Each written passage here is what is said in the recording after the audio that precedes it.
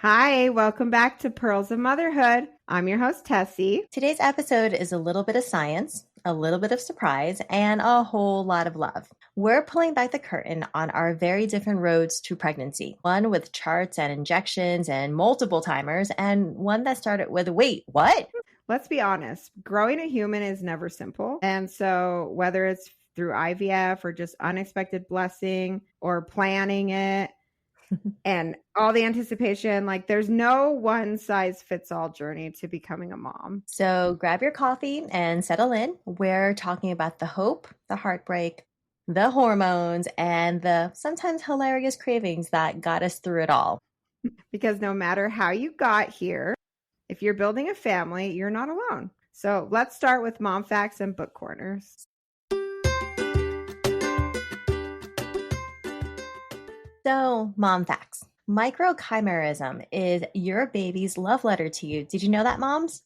So, I know, right? So, here's what happens. During pregnancy, a teeny tiny number of your baby cells, the actual DNA, crosses the placenta and enters your bloodstream. And instead of leaving after birth, they actually stay, like for years. Researchers have found that fetal cells in moms' brains, lungs, skin, and even their hearts decades after they gave birth. And these aren't just like hitchhikers. Some of them actually help repair tissue, especially after injury or stress. Your baby might literally be part of what heals your heart, like scientifically. And what's wild is that these cells aren't even limited to full-term births. There's actually evidence that show up even after miscarriage or pregnancy loss. And that really blew me away. So every pregnancy leaves a little something on us, not just our hearts and minds, but literally on our DNA. Some scientists are even exploring whether this microscopic baby DNA could play a role in immunity or autoimmune diseases. So yeah, your child might still be arguing with your body from the inside years later. That makes a lot of sense. But to me, it's kind of poetic, right? Like your baby leaves behind a microscopic cellular love letter to you. And it's just one more reminder that motherhood rewires you, body and soul, and apparently cell by cell. Wow, that's amazing. I thought that was pretty cool.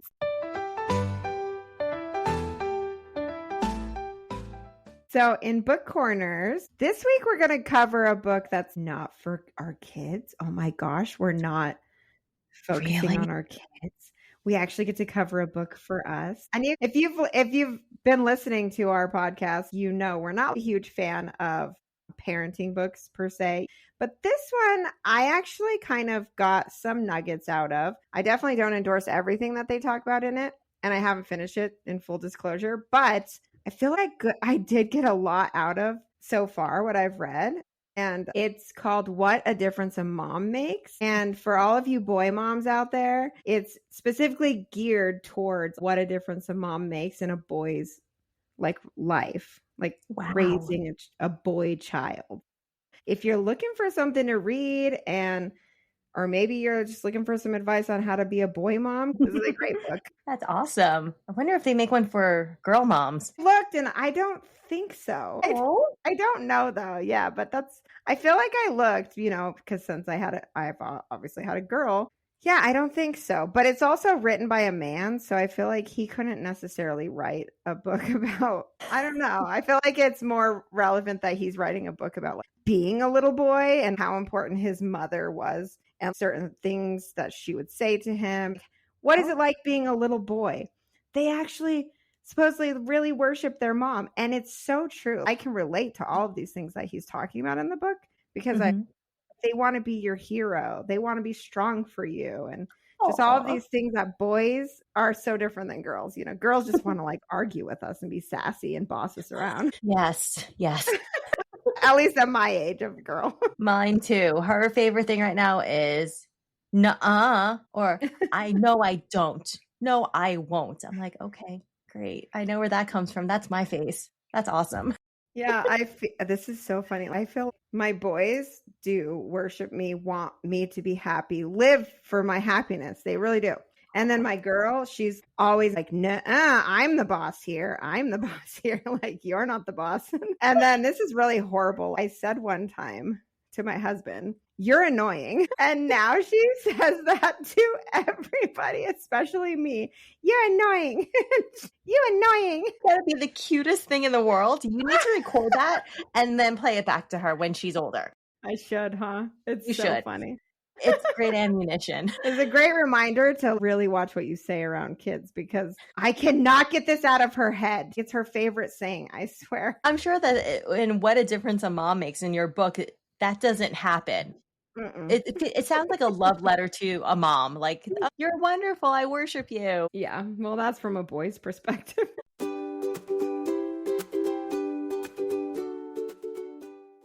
Okay.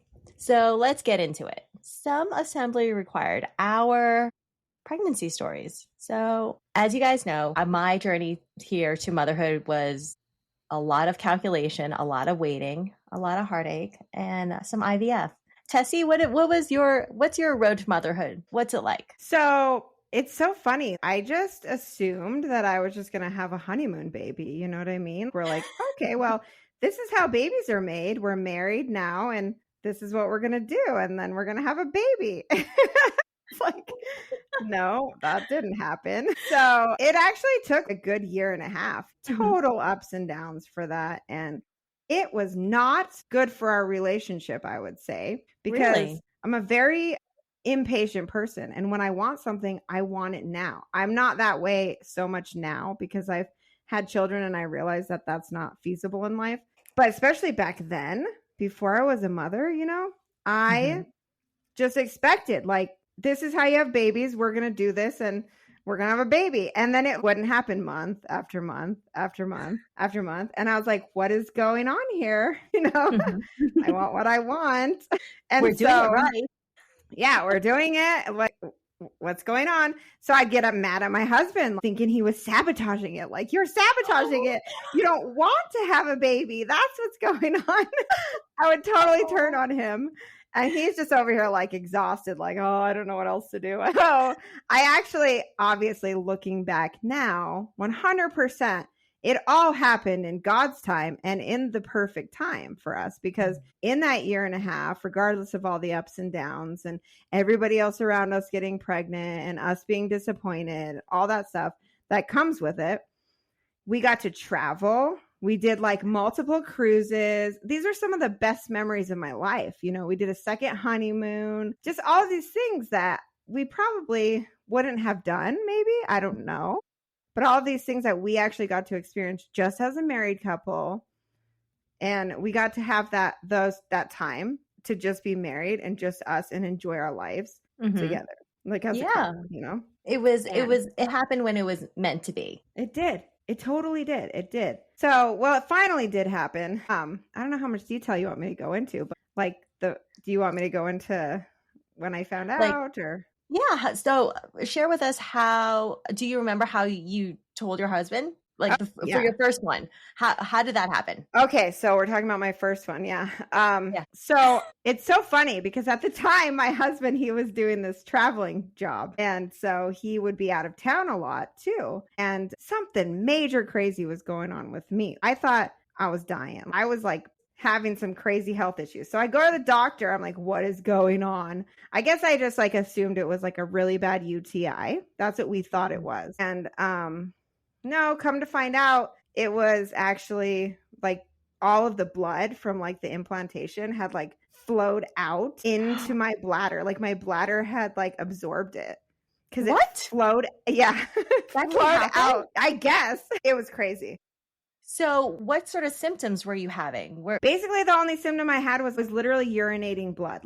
So this is why we thought this is a major bad UTI, which I like never get UTIs. So that was strange. Yeah. So went to the doctor and they didn't even do a pregnancy test. They just put me on antibiotics and ran a test for a UTI. Yeah, which is kind of annoying to me because I took an entire week of antibiotics.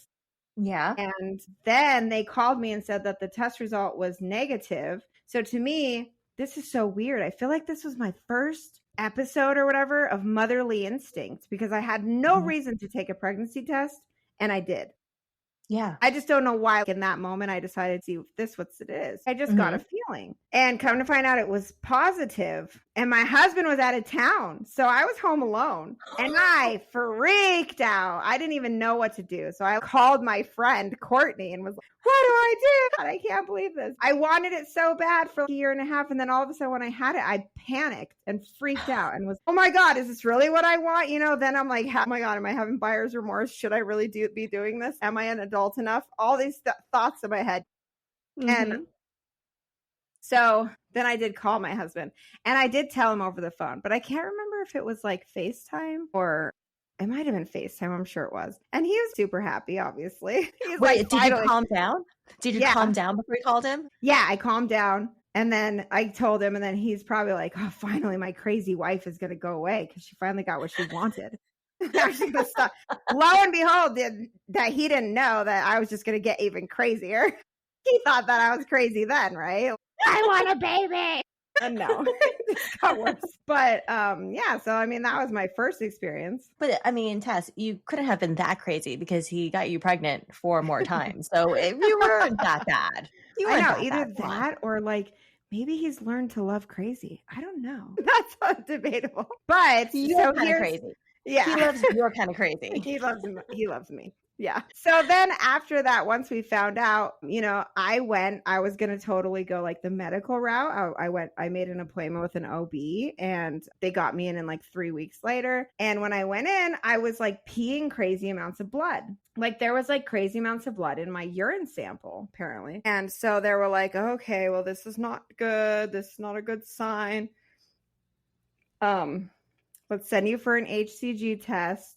And we'll see because I had already taken one. So we were going to see if it was doubling like it's supposed to. And for our listeners, HCG is your pregnancy hormone to track the level of it and ensure that you're still pregnant or how the pregnancy is going. Yeah. It's the blood test. Like if you've ever had a blood test for pregnancy, that's what that is. And you can track it throughout your pregnancy. And at certain intervals, it's supposed to be a certain number. So we had already done that before. So then they were like, okay, let's track it. Then they called me the next day and they were like, oh, well, we're pretty sure you're miscarrying. And I was like, okay, that's not very nice. So I was like, well, actually, they called me this before they had the results of the blood test. What? So I was like, I'm actually going to wait. Yes. I was like, I'm actually going to wait for the results of the blood test. Lo and behold, I got them. Everything was fine. And I was so mad. I was like, I can't believe they would call me and tell me that without having any definitive proof. They didn't even wait for the results. What? I was flabbergasted. Totally. And in that moment, I was like, yeah, I'm going to go to a midwife. And 5 babies later, I'm about to give birth to my 5th baby at home. So that worked out very well. So just going back, I wanted to know when they told you, hey, we're pretty sure you're miscarrying. What were your thoughts? Were you sad? Were you shocked? All I can think about is like a clip from Friends when Rachel thinks that she's pregnant and Phoebe reads it and says, oh no, it's negative. And she lied about it just to see how Rachel would react. And it turns out she was really sad. And then Phoebe goes, oh no, just kidding. I just wanted to see what you would do. It turns out you really want it. Did you have those feelings? No, I actually didn't believe them because I'm very skeptical. I don't trust people to begin with. And I was like, I really don't know what you're basing that on because we haven't even seen the results. So I just told my husband, I was sad because I was like, it could be true. In the back of my mind, it could have been true. So there was that aspect of, well, that sucks if that's true. But I was like, no, I'm just going to like wait and see. And I don't know. Maybe it was that first motherly instinct I had, but I just didn't believe it was true. That's wild because I feel like that's out of protocol for so many things. I know when I go to my primary care doctor, the first thing they do, because I'm a woman of childbearing age, is pee in a cup and they immediately run a pregnancy test before they do anything else. Yeah. And then whoever says, oh, yeah, I'm going to call a patient with this preconceived notion of bad news before I have definitive proof. That's horrible. I know. I think it was all meant to be because before I was really upset because I took that antibiotic and they didn't even test for pregnancy. They just had told me, oh, this is endometriosis, because I had told them, well, I'm not getting pregnant and there's these weird things going on. So they just assumed that's what it was. And they just never even crossed their mind to check. And then this happened. And I just feel like it was just meant to be, because, I was kind of on the fence. Should I do home birth, midwife, or, you know what I mean? And it just really it was, this is where you're supposed to go. This is direction you're supposed to go. Yeah. It's obviously very clear what you should do. So I left the medical establishment and never looked back. So my journey is completely different from our other episodes. I had an IVF baby. I suffered multiple miscarriages. We waited, 13 years before we had a kid. And it took 4 years with IVF. Well, no, 3 years with IVF, but 4 years once I gave birth. And I relied full on science. I found out I was pregnant. Just to remind you, I flew back to Arizona after I moved to Northeast PA to transfer the baby. And I flew home pregnant. I did the blood test 2 weeks later for HCG, my pregnancy hormone. And I was checking the portal every 10 minutes, and finally it came in and it said positive. And I was like, no, it's not that positive. And I didn't believe it. So I screenshotted it to my husband, who was at work. And through text message, he goes, honey, you're pregnant. You're actually pregnant. You're good pregnant. I was thinking, oh my gosh, this is happening. Is this really happening? And so everything I wanted was happening at that moment. But I had that buyer's remorse. Like, am I ready for this? My goodness. Yeah. I'm too young for this. No, I'm not too young for this. I am 40 years old. I am not too young for this. I'm maybe too old for this now. I immediately went to medicine. I made an appointment with NOB, and they got me in right away. They're like, well, are you sure you're pregnant? I was like, yeah, trust me. This is IVF. I have the blood work. And they said, fax it over. I said, okay, I'm faxing my blood work over. I'm not even a patient yet, but I knew I wanted to be at this office, and I did. They called me back. They were like, would you like to come in tomorrow? Wow.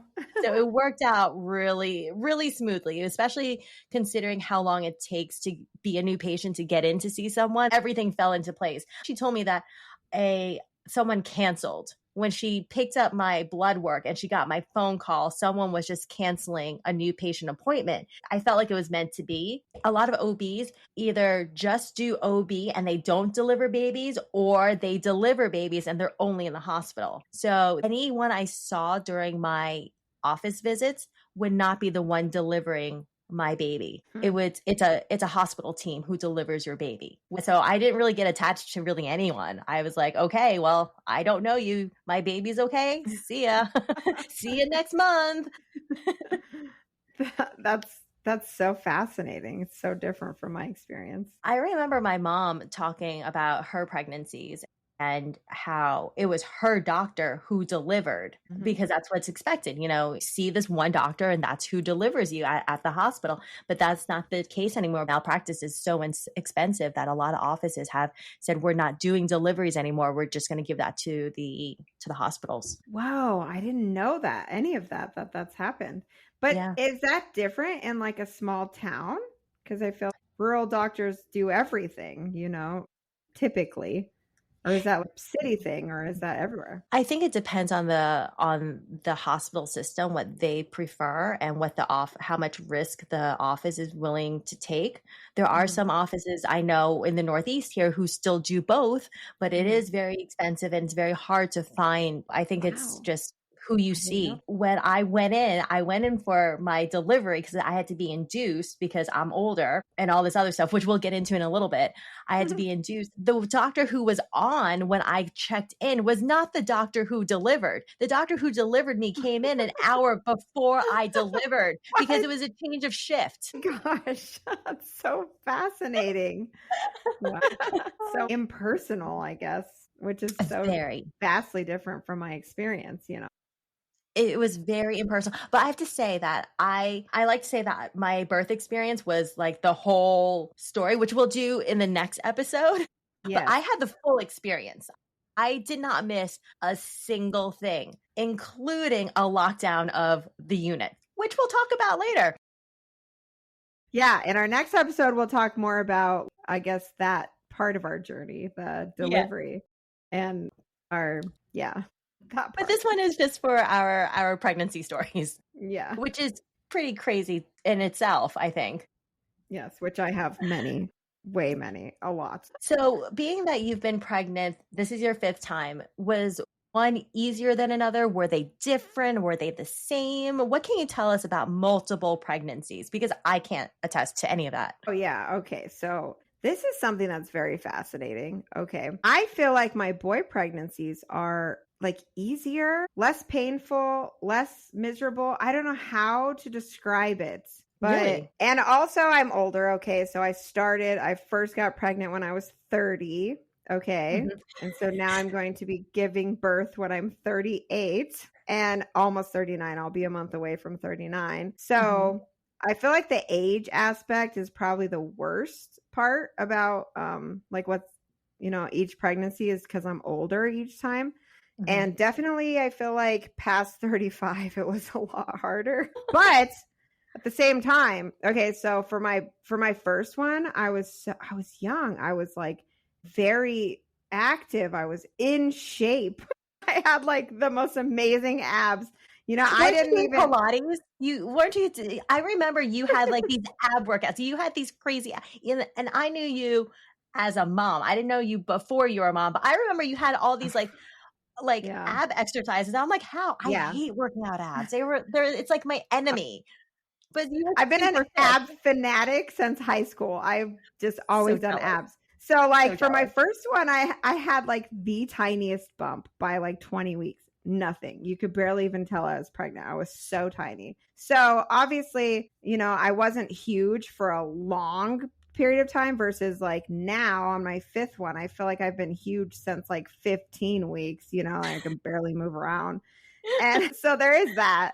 You definitely do kind of show faster, get bigger faster with each one. Also, I'm fatter. I know I'm not fat or No, you're anything, not. but compared to before I had kids, I was such a little twig and probably not in a healthy way. So yeah, I don't know. I did notice that last pregnancy was my first girl. It was just so hard. Mm. I never thought I was going to do it again. I thought that was going to be my last because it was so much harder. But I also did have 3 kids and the physical demands, plus I'm older. But this one is not as hard as that one. And it's That's a crazy. boy. So I definitely do think that girl pregnancy for me was way harder. Yeah. Isn't That's it? really I had good. tons of heartburn with her. I don't have heartburn with my boys hardly ever. And just, I don't know. I feel like she made me fatter. I gained more weight with her. You know what I mean? I know I definitely had a lot of heartburn, which I never had. You Mm-hmm. know what's crazy? I still have heartburn, not as bad as when I was pregnant, but I still have every now and then. I do have to take a Pepsid, which Yeah. never happened before. But I was huge. I was Yeah. huge from the beginning. I remember I think I bought my first pair of maternity clothes at 13 weeks. And that's only because I couldn't squeeze myself into anything anymore without making myself sick. I tried. I really did. I went for like my wrap dresses and it just got to the point where I couldn't close them anymore. So I just said I have to buy something. But Yep. I was showing, I remember, I think week 11, maybe week 12. My husband went away with my now brother in law, and he comes back after a weekend away. And all of a sudden, I had this bump out of nowhere. He went away. My stomach Yep. was flat. 2 days Yep. later, it comes back and it just appeared. I'm That's like, what I happens. don't know. I don't know where it came from. And he's like, that's a good thing. I'm like, but my pants are going to be tight. He goes, yeah, they're going to be a lot tighter, honey. It But is I so showed it very early. crazy. It does like happen all of a sudden. And then also, I don't know if this happened for you, but I feel like every week on Friday or Saturday when I'm like this time around, when I'm approaching like the next week, I literally can feel my stomach stretching or like I feel it growing. Did you feel that like slow, like every week as it would go? Just on like one day, you just feel it like growing. You just could feel it. Yes. All of a sudden, it would grow within like that day almost. Within one Yeah, day, it would be I would painful. I would feel the skin stretching. It would be itchy. And thank goodness for Burt's Bee belly butter. My friend and Victoria sent it to me, and because Ooh. it helped her so much. Did I send you that? I need to send you that. It No, but really I'm helped me. okay. I'm okay You're okay. because I use olive oil, which is like kind of That like works. That super works. hippie. No, but But yeah. I use the belly butter, and that helped a lot. But you're right. I would feel it grow within like a day, like nothing for 6 days. And then towards the end of the week, it would grow a Yeah. little bit more. So you're Yes. not alone there. That's interesting. Yeah. No, I love Burt's Bees. I actually use Burt's Bees on everything. I love Burt's Bees. I I could do see that too. being good. Yeah, Yeah. it's excellent. And the best part is that there's no scent to it, and it's a Hmm. super creamy texture. So I was really sensitive to any scent. So that was greatly appreciated. So was that to stop the itching or to stop the stretch marks or both? Well, technically, stretch the itching, and they say stretch marks, but stretch marks is really more of a genetic thing. Hmm. I'll tell you right now, my mom, she carried big. We were all big babies, four of them, and she has zero stretch marks. Hmm. And I carried big, and I have to say I'm very lucky. I don't have any stretch marks. I went Hmm. from I know how big I was. I had a 25-inch waist the day that my daughter was transferred to me because I was like, oh, let's just do a comparison. So You're I measured tiny. myself. You're I tiny. was super tiny. I was working out twice a day. I Yep. was even doing ab workouts because I knew I needed that support. So even though I hated them, I did them. Super fit. Probably the fittest I ever was in my entire life. And the week I went to give birth, can you guess how big my waist was? God. 40? 42 42? inches. Wow. Yeah. Huge. I realized the other day I'm almost like a foot and a half away from being as wide as I was tall when I went to go give birth because I'm only 5 feet tall. I'm only 60 inches. I'm not that tall. Now I'm gonna have to go measure my waist. I'm now like, what is mine at now? Because that's also one of the things that they do in a medical OB setting when they're checking you every time you go in is they're measuring how big your belly is. Hmm. And so I was like, I want to see. And so I decided to keep track on my own. Yeah, I was big, and I'm very fortunate. I did not have loose skin. I don't have loose skin. I did not get stretch marks. But the itching because of the skin stretching, that belly butter really helped. Hmm. Yeah. No, I've seen you in a bikini recently. Like you are back to normal. Oh, Like thank you you. never No, even I'm had a not. baby. Thank you. No, actually, I used to be better, but you know what? My body serves me now. I am squishy where I need to be because Yeah. my daughter likes to land on me. So that's okay. I don't think we'll ever be back to be pre-baby, but you know what? That's all right. I'm not 20 anymore, and I'm I okay know. with that. I'm not Exactly. 20 years old anymore. It's okay. True. That's That's okay. true. My body did something amazing, and your body has done something amazing several times over. Yeah, it's true. Okay, were there any parts of your pregnancy that you romanticize or parts that like totally shocked you, especially with your early ones?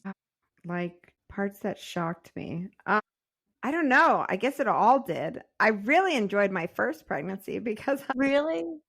I got to rest a lot and I was in good shape and I had energy and like I Wow. just like I really embraced it.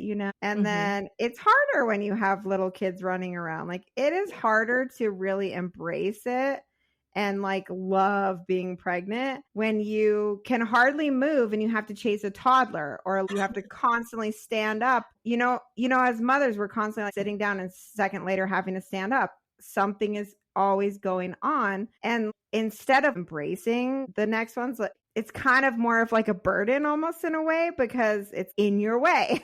You're trying to get stuff done with kids and you have no abs. I lay in bed with them. I can't get out of their bed. I'm like a whale. You know what I mean? Just stuff like that. It's like makes it less enjoyable, I would definitely have to say. So if you just have one and you loved being pregnant and it was like so great, I feel you there because it was the first one.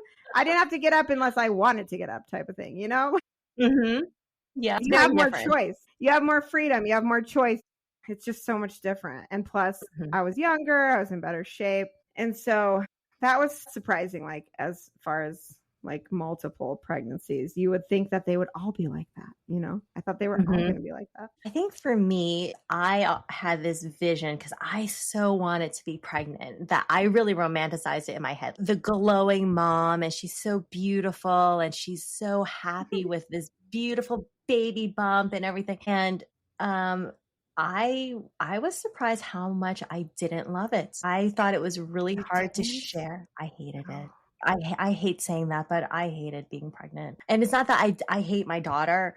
I just well, hated the no. feeling, and I've had a lot of guilt with that because Mhm. I fought so hard to have her, and I finally did, and now I'm just like, oh, I hated this. This is feel terrible all the time. And I know I'm such a baby about it, but that's how I truly felt. I didn't love being pregnant. And I thought I would because and I prepared myself. I was in the best shape of my life going to this because everyone said the stronger you are, the better your pregnancy is going to be. So I was in great shape. And I was miserable. It's so hard. I always It say all the time, I would take like 10, 12 kids, but I do not want to be pregnant that many times. Yes, Like, no, not going to happen. But I I would take the totally kids get all it. day long. Yeah. Yeah. It's so because it's so hard to share your body, Yeah. but females have been doing this for eons, and Hmm. everyone makes it look so easy. You don't really see the struggle behind it, Hmm. and there's a lot of struggle. And I have to say that was what really shocked me and made me really sad was how much I disliked being pregnant and how hard it was to share a body with another living being. Much less imagine there were multiples in there. Oh my I goodness. know. I don't know how they do with multiples. I don't know either, but more power to you. But that's where I romanticized it because I thought I was hoping I would be beautiful and glowing, and no, none of that. I think I was glowing because I was angry a lot, or it's just that flush from after you were sick. I think that was it. That's why I was glowing. Yeah, it's so funny too about pregnancy. Like, I have no filter. I didn't expect the hormonal changes and all of the emotional. I'm not an emotional person. And I do feel that serves me well as a mother of especially boys. But when I'm pregnant, I am so emotional and I'm just like, I don't get this. Like, this is not me. I am body snatched. I'm so emotional. I am so cranky. I am so mouthy. I don't even have a filter. You pregnant is me every day. Yeah, me pregnant is like me being a normal female. And I'm just like not a normal female. I'm supposed to be a boy mom because I am just very stoic for the most part. And the only emotion I usually have is anger. Mushy gushy, none of this stuff. But I was surprised at how pregnancy just changes you. It does. It does. So, what's something you wish more people said out loud about pregnancy, but they don't? What Oh, do you like? What should we tell people? Can I hmm. start? Can I Yeah. start? Yeah. I wish someone told me how bad smells are. I know that you are really sensitive, but wow. Totally. Okay, so full disclosure, I couldn't stand garlic. Mm. I cook with garlic on a regular basis, doesn't normally bother me, but when I was pregnant, it was horrible. I was pregnant in the winter and it was a hard winter in Northeast PA then. And I remember I had this bottle of garlic powder that was in my pantry. And one morning I walked by it and I nearly threw up. I took it and I stuck it in the freezer because it was still a full bottle and I'm not going to waste this. I'll eventually be able to embrace this again. So Yeah. I put it in the freezer, right? Nope. That afternoon, I went to open the freezer. I couldn't stand it. So it was a blizzard outside that day. I stuck it, I buried it in the snow for the season. I banished it from the house. It was terrible. And coffee. Coffee was a mortal enemy, and I love coffee. That made me very Wow. sad. And get this weird thing. So we have some stray cats in the neighborhood, and my neighbors are really good people, and they feed them. They feed them by my house. And this is in the dead of winter again. I open the door to get the mail, and I smell like kitty litter. And I was like, where is this coming from? Wow. Why do I smell this? And it's from the other side of the house. No joke. On the other, like the back side of my house in some corner that no one goes to. That's the bathroom that they use. But I smelled it from the front of the house. I had a crazy nose. Yeah. It is true. It is true. It's so gross. Like, It is Everything just makes me want to gag and throw up. so bad. Anything come to your mind? Yeah, I don't know. I guess just like I don't know. I don't know. I guess you know what I didn't know about pregnancy, but this is more like postpartum, is that you literally have a period for like 6 weeks. Like what? Yeah. I did Yeah. not know that. Like what? I don't Yeah. want to have a period for 6 weeks straight. Are you crazy? Yep. Yeah. No. I remember being shocked about that too, because I knew that you get one. I get that, but I think I mine was didn't like know. 8 weeks. I think mine was Yeah, 8 weeks. I had It one went that on was like 8 forever. weeks too. Oh my Forever. God. I'm just like, when is this gonna stop? Yeah. Is it What? going to go on forever? I felt like I was like a teenager again. You know, the first time you get your period, and I remember asking my mom, "Mom, does this ever stop?" I felt like I called my mom and I asked her that, and she goes, "Yeah, didn't I send you to med school? Didn't I send you to medical school? You should know that answer." But yes, it does, honey. It's okay. This is the ironic thing, we're like, woohoo, we're pregnant, no periods for 9 months. And then it's like, ha, you get to have a period for 8 weeks straight. Like what Makeup. kind of joke is that? It's But so then mean. I don't have a period when I'm breastfeeding. So Mhm. I get to go it's so funny. Like my body is just so like the same. So I go 9 months without a period breastfeeding. And then like at 9, 10 months, I get my period back. And then I usually get pregnant like right after. That's how it's been. And it's funny. My midwife would always be like, you can still get pregnant even though you're not having a period. And I'm like, well, it's not happening to me. And it actually never happened to me. But every time I would get my period back, it was like game on. I mean, it just happened. Hey, at least there's some parts that you can depend on. That's so nice. That's predictable. That's a Yes, nice one. exactly. Yeah. I'll take Okay. it.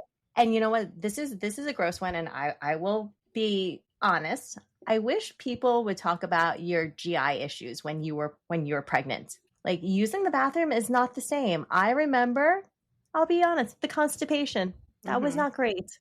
I didn't realize that. And the reason why that happens is because your GI system naturally slows down. Your whole digestion system slows down because it's trying to take as much nutrients from your food as possible. So it's increasing the time that the food is in your gut. Then the end of that is you get constipated. So that was not fun. Yeah, let me think if there's what else. I just feel like I block out so much things. I don't remember. I have the worst memory on the planet. And it's so funny because I'm literally currently pregnant. It's just, it's funny when like I'm just like, I can fit in that small space. And like, no, you can't. You're way too fat for that. You used to be able to. Yeah. What else? Let's see. I have a question. Did your feet grow? Because that was something I heard all the time. No, I don't remember. I don't feel like they did. I feel No. like I still wear the same size shoes. Yeah. Mine didn't. So I did swell a little Yeah. bit, but my shoe size didn't change postpartum. I'm not in a bigger shoe size than I was before I became pregnant. Yeah. So maybe that's not true for everyone. Because I know my mother said that happened to her, that she went up half a size after her pregnancies once she was done with all of us. That's really fascinating. Yeah. Well, I don't know. it's because there's relaxin. It's a hormone in your body, and it causes the ligaments to relax to kind of prepare you for birth. So you are more flexible. And so there's a lot of tendons in your feet. So those tendons relax. So your feet become a little bit more spread. The bones become a little bit more spread out. Oh, wow. Yeah. That's interesting. I couldn't tell if I was more flexible when I was pregnant because I couldn't touch my toes because my belly was in the way. So I just have to take their word for it that I was more flexible. Yeah. Did you have any health issues during any of your pregnancies? You know what? I am so fortunate. The Lord takes care of me. I've said before on this podcast, this is my purpose in life, is to be a mother. And there's got to be something to that because I have not had any health issues. None whatsoever. 5 pregnancies, 0 complications, perfect birth. Yeah. And all like 9, 10 APGAR scores and healthy babies, healthy pregnancy. But, I did have this one time. I think I was like 36 or 37 weeks with my first. And of course, my husband was out of town again. But luckily he was only an hour and a half away. He was attending a conference. And it just was so weird. my baby was, his head is normally down, and that's a good time for the head to be down, like 37 weeks. And all of a sudden, he just flipped all the way up and he started kicking me in my bladder. He was kicking his feet. His head was all the way up in my ribs overnight, like that. And I was like, wait a minute, something doesn't feel right here. And of course, first time mom, I don't know what's going on. And he had to leave the conference, come home. We went to my midwife. She tried to turn him. She couldn't. And so she's like, we got to get this baby head down. Like, I mean, I still had, at that point, we didn't know this. I still had 5 weeks to go before he came. But by 37 weeks, they like to have the head down. She had this amazing OB doctor connection. She had the most amazing connections, by the way, with the medical community, just in case you ever needed it. And she got me an appointment the next day. She came with me to my appointment, and he was called the baby whisperer because he was so good at turning babies. Wow. And so this was probably my number one complication, I would say, in all of my pregnancies. So we go in there, and normally I'm actually finding all of this out, like what it's normally supposed to be like recently I'm learning this because I had a friend who did this. Supposedly they take you in, give you epidural. It's a painful thing, supposedly, right? And so he's preparing me, having me sign the documents to take me to the hospital. And he just pushed the head down, and the baby just followed his hand, one-handed. The baby just went down, boop, popped right into place. And he did this all while we're just signing the documentation for consent. And it was 2 minutes and we were done. That's crazy. So that was the biggest scare, I would say, that we've had, because it was kind of, oh my God, what do we do? Yeah, because if the baby's in the wrong position, then you're gonna have to try to then C-section. I had a friend whose daughter was in the wrong position, and they tried and they tried and they tried. And it was several weeks before she gave birth. And they tried the maneuvers. She tried doing certain exercises, and the baby just wouldn't move. And in the end, she had to just do a C-section, even though she didn't want to. She had to. Yeah, we were still far enough away from delivery. Who knows? He might have turned on his own. I don't know. Yeah. But my midwife, she was so cool and calm and collected all the time that if she was like, okay, this is serious. Okay, something's going on here. I mean, and midwives deliver breech all the time. It's a totally normal practice for them. So she would have delivered him breech anyways, but I don't know. She just really wanted to get him head down. Then it finally came to our due date, and then a week late, and then almost 2 weeks late. And he's still not coming because there was a water bubble above his head. So he wasn't engaging to stretch it all out. His head wasn't pushing on it. Yeah. So then we had to break the water at that point, and then he came. So wow. Thank God. Thank goodness. Yeah, I know. Yeah. I had the opposite. I had so many health issues. We were 10 years different. I was like 30, you were 40. So that's interesting. You're right. Yeah. So number one, advanced maternal age. They love to label me as geriatric pregnancy. They love dropping that. So that was, at first I was offensive, and eventually I was like, you know what? Yeah, I am. I am a miracle. Take that. I am a miracle. So that was number one. And so with that comes that you're a high-risk pregnancy. So I did a lot more ultrasounds. I was followed super closely. I think I was going every week when I should have still been going like every month or something like that. They were not taking any chances with me, because my baby is also IVF. So that also makes you a high risk pregnancy, apparently. And for all my health, everything I do, I worked out, I ate properly. I ended up with gestational diabetes. And I remember that was such a blow to the gut. And I was like, no, they did it wrong. So apparently lab techs did do it wrong. So it's a glucose tolerance test. You go in and you drink this sugary drink, and you sit there for an hour, and then they take your blood and they send you home. And you have to be able to process this sugar within that hour to a certain degree. Well, they did that, and my test came back positive. And I had to go back in for a second test. And I had to sit there for 2 hours, 3 hours, I don't remember. And you had to drink another sugary a concoction that was even more sugary.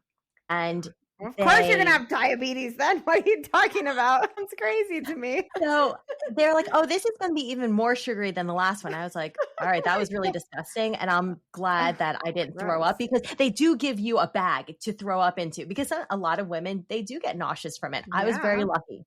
And you have to drink it within a certain amount of time.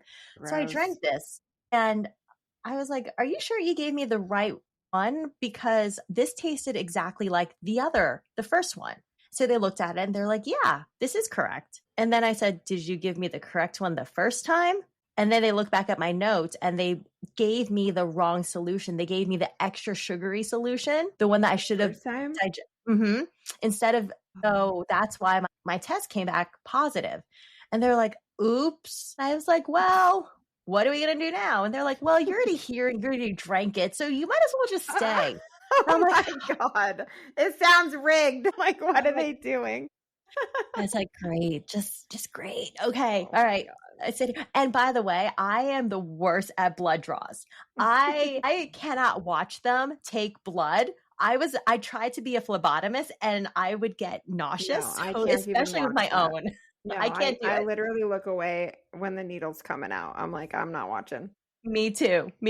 And I've done surgeries, not a problem. Don't have a problem with that. Pains get me every time. Even thinking about it right now, not the biggest fan. And so they had to stick me 3 times to get a blood draw, because they have to take it 3 different times every hour, basically. And it came back positive. And I was trying to justify it to my husband. He goes, honey, the second test is positive. It was done properly. You have gestational diabetes. Sorry. And I was like, fine, be that way.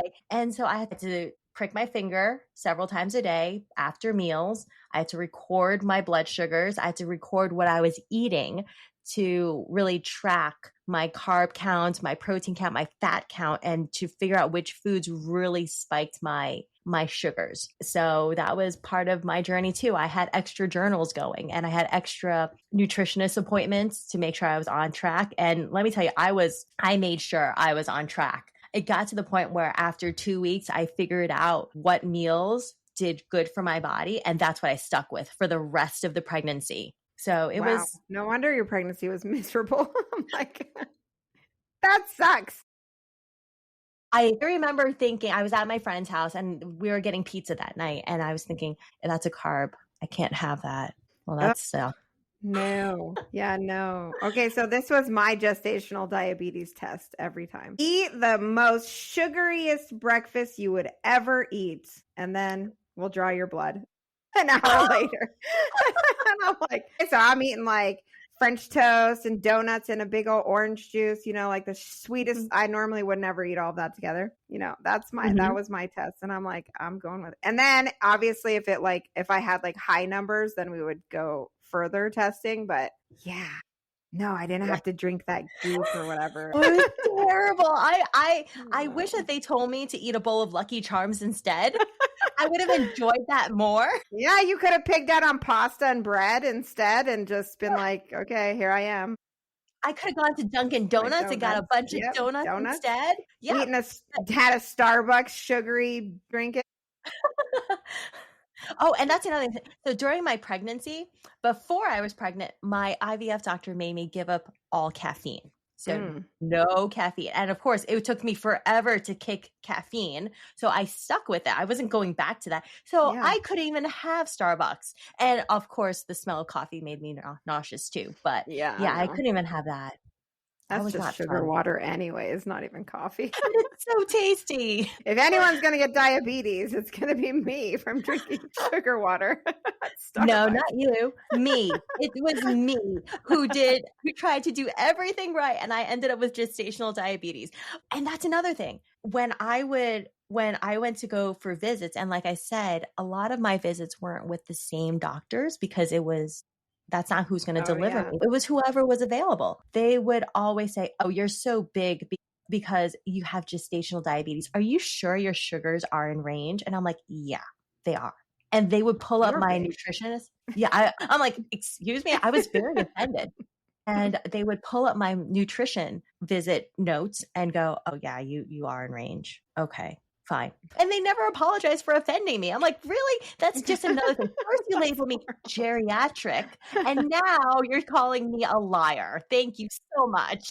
I was gonna say, like, do they have like a million questions? They don't even know who you are, and then that would be so annoying if you have to answer the same questions every time you go, or if they ask you the same question, you're like, dude, I don't want to cover this again. That is because I'd never had the same practitioner. Yeah. That was my story. It was And how constantly long were telling your me, appointments? Like 15 minutes?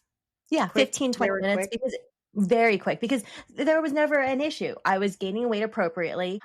Baby was growing appropriately. I didn't have any other issues, thank goodness. And so they're like, okay, bye. See you next week. I'm like, okay, bye. Yeah. But yeah, I was telling my same story in the same time frame every week. What was her weight at birth? 8 pounds, 3 ounces. Oh yeah, that's like perfect, right? She was big. She was big. Right. I was remember, early, right? Or not like early, but not 40 weeks, right? She Or was 39 weeks. Oh, 39. well, Because I was induced. Yeah. I was I've had induced. 2 bigger than that. I didn't have diabetes. Yeah, I was I remember my last ultrasound before I went to give birth. And it was with a different doctor. It was not the same radiologist who saw me because she was on vacation. And this guy was going to tell me whether I had to have a C-section or whether I could have a vaginal birth. And I'm like, in my head, I was like, all right, if he says C-section, so be it. And he looks at the baby. Well, yeah, because my mother had a C-section. In my head, what was he like basing his decision on? Because, well, you know me, I'm like, no one's gonna tell me what to do. I'll do what I want. Like, excuse me, what was he basing that decision on? The size of the baby. The size of the baby. Okay. Is she going to fit?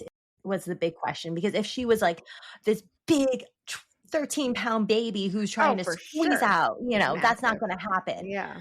That's going to be a big problem. But he looked at her and he was like, okay, well, I think you're kind of on the fence. You had gestational diabetes and I don't know if your sugars were always in check. I said, yeah, well, they were. You can go back to my history and check. So I sent him out of the room to go check my nutrition notes. And he goes, okay. He came back and goes, well, in light of everything, I think we're just going to go with a vaginal for now, but just keep in mind, you may need a C-section. I'm like, that's fine. Yeah, I said, okay, that's fine. So yeah, that was, I remember that visit because he was like, well, you had gestational diabetes played a part in everything, obviously, because it's a very big determinant of the health of the baby, the health of the mom and everything. But everyone assumed that I was doing it wrong. And I'm like, no, I was super strict.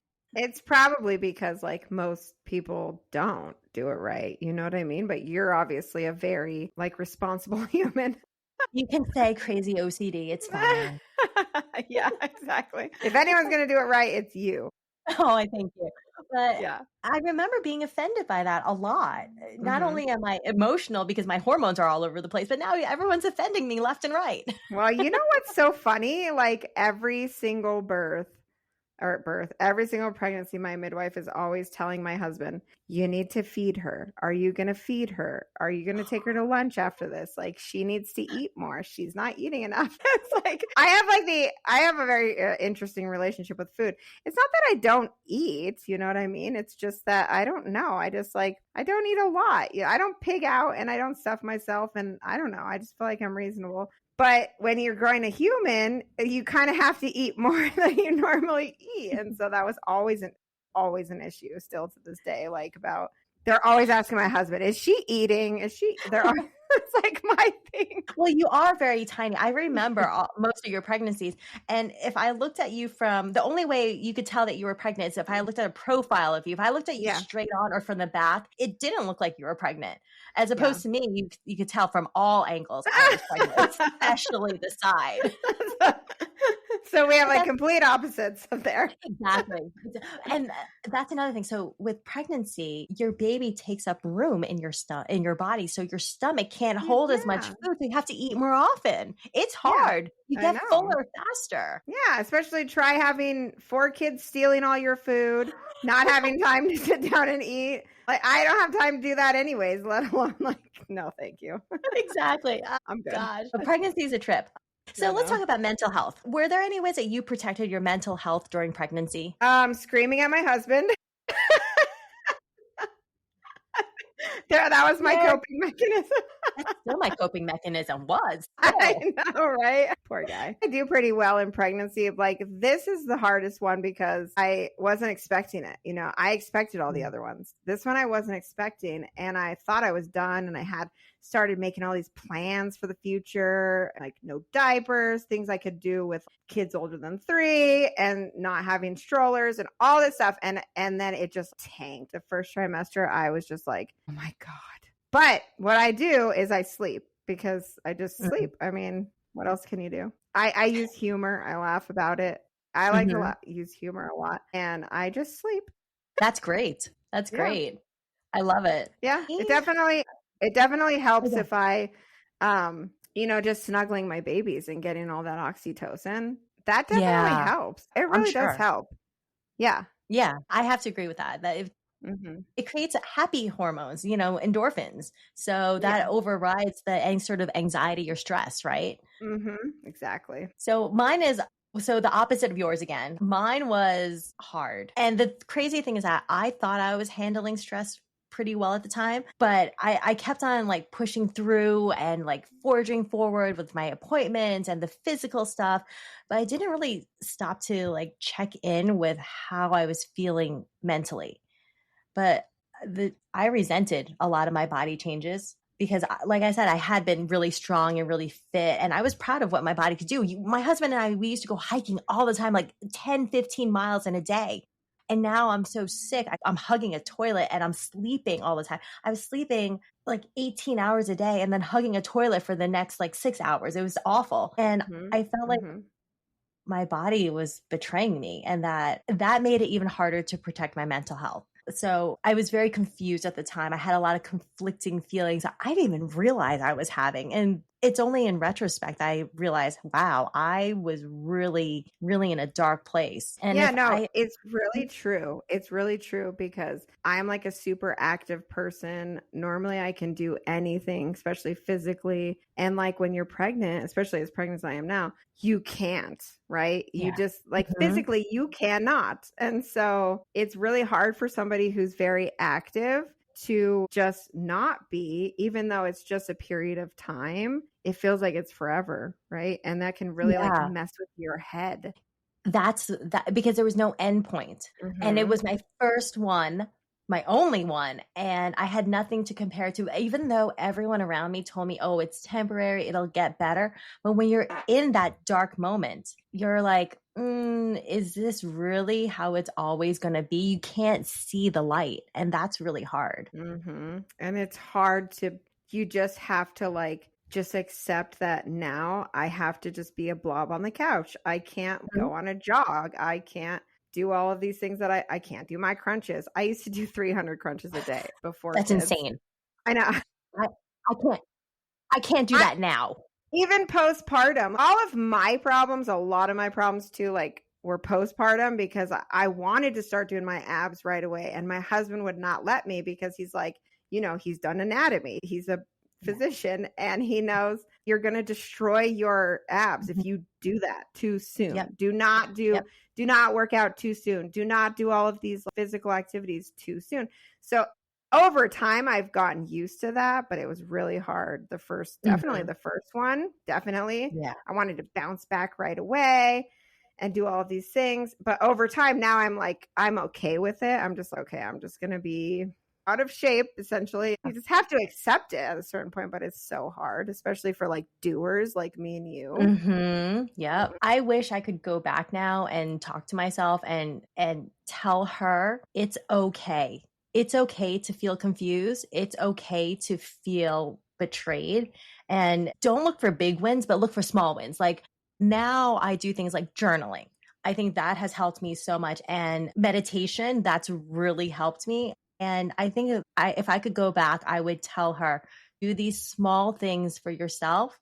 And it's okay to feel this way. Because there's a lot of guilt with the reliant anxiety and stress I felt from feeling betrayed by my body, even though I thought I was handling it okay, because I was just plowing through because that's what you do, right? You're a woman, you're strong, you've done hard things in your life, and you just keep going. And I wish I had stopped for that mental check. Mm-hmm. Yeah, we gotta. Luckily, I have my husband for that kind of stuff because I don't know if I would do it myself. My husband tried to get me to do it, and I was like, "You're crazy. Leave me alone," because I was yelling at him all the time. Yeah. So, did any stress show up differently than you expected, other than yelling? All these girly emotions that I suddenly feel like, what is Yeah. this? I mean, I grew up with brothers. I grew up around boys. I don't have girly emotions. I'm tough. You know what I mean? Yeah, you are. Were you shocked? Were you shocked the first time you felt like, wow, I'm wearing my heart on my sleeve? Was that a shock to you? Yeah, I don't like it and I'm not comfortable with it. Before you have kids, like the stupidest things are a big deal to you. Mm-hmm. Then when you finally have kids, you realize the real perspective in life. Okay. And so for my first pregnancy, I was an anxious, crazy mess, worrying that something bad was happening, that, Yes. something bad was going to happen to the baby, just like horrible thoughts. I thought I was going to die in childbirth, like all of these horrible anxiety thoughts. But I mean, that's legit. It is legit. And you know what? I have the most amazing midwife like on the planet. And she would tell me, anything could happen, right? Anything could happen during this pregnancy, but anything could happen even after. None of it's in our control from now forever. Yeah. So it's like, that's actually a really good perspective. And she actually lost a child. So teenage child. So, she like had this perspective. So I was over here worried everything was going to go wrong before it even started pretty much, which I think is normal. Every little thing I was like calling her like, oh my God, something's wrong. Something's wrong. And then it's like, nothing is wrong. I was the same way. I had a lot of anxiety because again, she was my one and only. I didn't have any other embryos left and I didn't get pregnant easily. So I had a lot of anxiety. I never enjoyed it. I wasn't even afraid to like hope. It's bananas. Like every little thing I was looking it up or asking my husband, is this okay? And what's crazy is that I was expecting myself to miscarry at any point. So anytime I went to the bathroom, I was checking my underwear for blood. I was like, oh my God. Oh, so it's not just me. Okay, cool. No. Good. Okay, good. So I wasn't losing it. That's totally normal. No, I think it is normal, especially with first pregnancies. Yeah. You don't know what's going on. I don't know. Maybe not everybody feels that way, but I was like, I was a nervous mess every step of the way. I'm dehydrated. Yeah. Oh my God, I'm miscarrying. Is that a cramp? Am I in labor? No, that's just indigestion or gas. Calm down. That is actually funny too. Yeah. I didn't even know. Obviously, you don't know what a contraction feels like, right? Until I had no idea that I was contracting for like an entire day. I was like, man, this baby, what is he doing in there? He's pushing on my stomach and it hurts. What is going on? I was so upset with him. I was like, why are you doing this? He's trying to get out. I was like, for an entire day. I'm like, I don't understand what's going on. This is very painful. I didn't know she was kicking. So I went into my office visits and they're like, oh, do you feel the baby kicking? Blah, blah, blah. And I'm like, no. And then I was talking to my friend and she lives in Atlanta and she hadn't seen me pregnant or anything. And I was like, yeah, I think it's gas. And she goes, hey, that's the baby. I was like, no. And she was like, yeah, that's the baby. So I started thinking back. I said, well, maybe it was a baby. I didn't know to realize that was a baby kicking because I just thought, oh, it's just gas. Yeah, like literally when his hiccups would go forever, I'm like, oh, there's something wrong. Why is he hiccuping so long? I wondered, I was like, is she having a seizure in there? Yeah. And my husband's like, what? I'm like, yes, I know it's possible, but she's having hiccups. Leave her alone. Yeah, it's so funny. Oh, okay. I wasn't the only one. No. Thank goodness. I wish I had known that. I thought I was alone in my own crazy head. I created a registry and I thought I was going to jinx myself by sharing it with other people. So Oh, I didn't share really? my registry for the Oh, longest time. wow. Yeah, like the superstitions just started kicking in. And I didn't set up her nursery until I was 8 months pregnant. Do not wait Wow. that long because it is really, really hard to build a crib when your belly is so big. Do not wait that Yeah, long. Yeah. that's Because funny.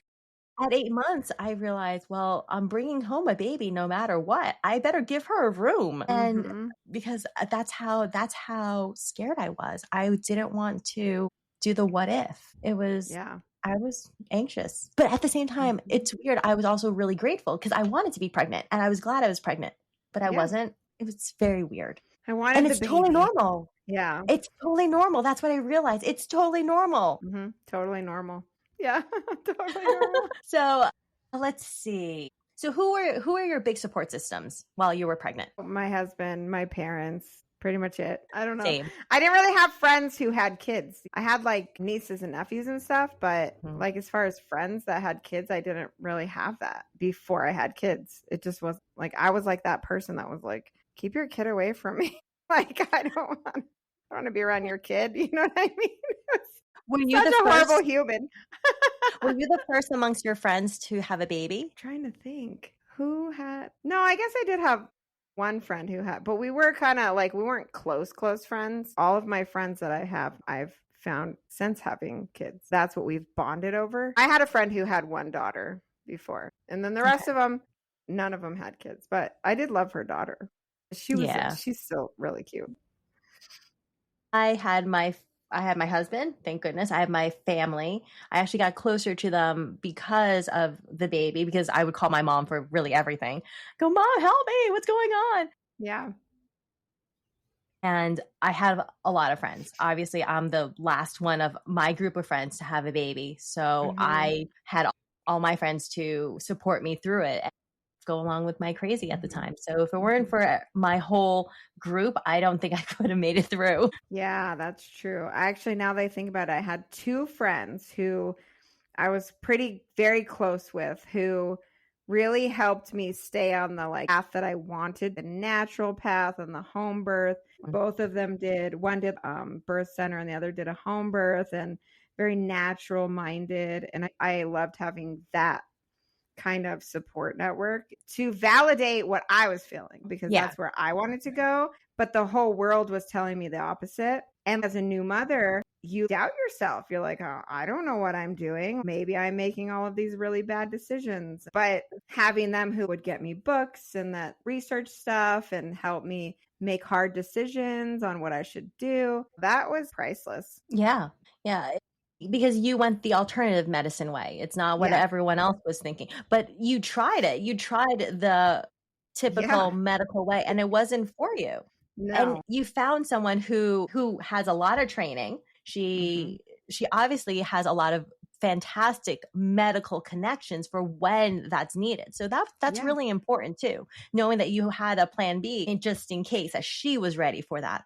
That's important Yep. because for me, that's why I went the medical route because I knew what plan B was. My plan A was to try to give birth vaginally. Number 2 was take me to the OR. I just remember this. When I was checking in on the day of my induction, I asked him, can my room be the one closest to the OR? And they're like, don't worry. The OR is central. You're close enough. Don't worry. That's I was like, funny. no, really. I want to be right next door. You know what's funny about me, my personality is I'm like a do or die. If I have something in my head, well, mine is like there's no try. It's do or die. We're doing it. You know what I mean? And like I had no thoughts in my head that there was going to be a plan B. I was like, this is happening and I am never going to the hospital. Like, I don't care what happens. I will not go to the hospital. And that was in my head. And I was determined. And my husband knows this about me. He didn't even tell me that he was terrified. I'm like, I'm not going. And then, of course, after the birth, I probably should have. I got fluids and stuff, but I lost a lot of blood. That's the only problem. And Mm-hmm. I don't know what would have happened in the hospital because I've actually heard from friends who've lost a lot of blood that they don't do anything anyways, unless it's like a ton of blood, which wasn't me. But no, I had it in my head. I'm doing it. There's no plan B for me. That's one of the questions they ask you. When I went in, they were getting me set up in my room. They asked me, "What is your birth plan?" And Mm-hmm. that was a question that was posed to me when I was taking my birth classes. It was to do whatever it took to have a healthy baby and to get through this in a healthy way. So I was Mm-hmm. very open to everything. If I could do it vaginally, great, but if I had to do a C-section, so be it. Mm-hmm. I rather be open to anything to make sure that she's healthy and I'm as healthy as possible. And I remember the look on the nurse's face when I said that. And it was just relief because I think a lot of women are very set on that, on Rigid. their, Yeah. yeah. And they want to deliver, the nurses, they do want to give you what you want because it is your Mm-hmm. experience. But at the same time, they're like, well, look, maybe medically it's inappropriate. And how are we going to bridge that? But when I told them, look, whatever it takes to have a healthy baby, that's where I'm going. That's And such a good mindset. That's a good it was. mindset to have in general. It was because in the end, and I'll talk more about this in our next episode, I was in labor for a long time. Nothing went to plan.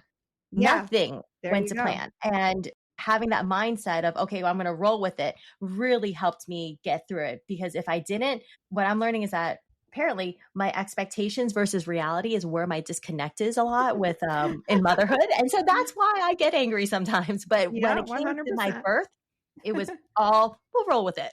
Yeah, that's a great mindset. My poor midwife, she had to like go with my rigidity. I remember though, like halfway through, I several hours in, I would say. Okay, so this is halfway through 38 hours. But anyways, she finally was like, you have just this one like little thing that is in the way. Forget what the cervix wasn't quite like moving out of the way or something.